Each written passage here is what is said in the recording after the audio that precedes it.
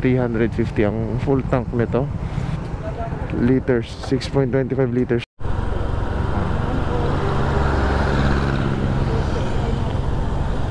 Okay, eto na isang part na tricky rin.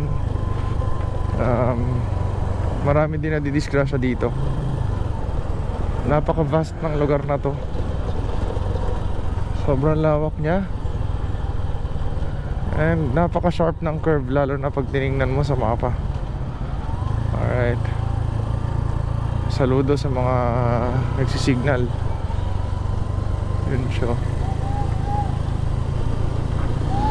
Binibigyan rin naman namin ng bariya yan. Lagi nang hahagis yung asawa ko kapag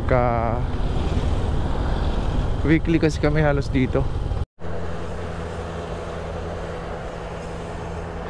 Tingnan natin kung ilang kilometro yung inabot ng Bajaj City 125 natin. Okay na, sige kuya. 480 na lang. Aapaw kasi siya eh. So yun, mga 7 litro. 7. Sige, ako na bala sa butal. 7 litrong gas ang kinuha ko ngayon at 482 siya. 483 Lani. Sa halagang sa 6 na litro mo, sa 7 litro mo, 6.82 liters, makaka 348 kilometers ka. Or let's say 350 kilometers ng ganitong setup ng Bajaj is equals to 7 kilometers. I-round off na natin, okay?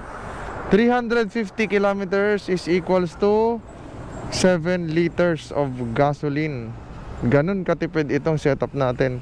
At may dala ako, may dala siya. Nandito rin, siksik din yan.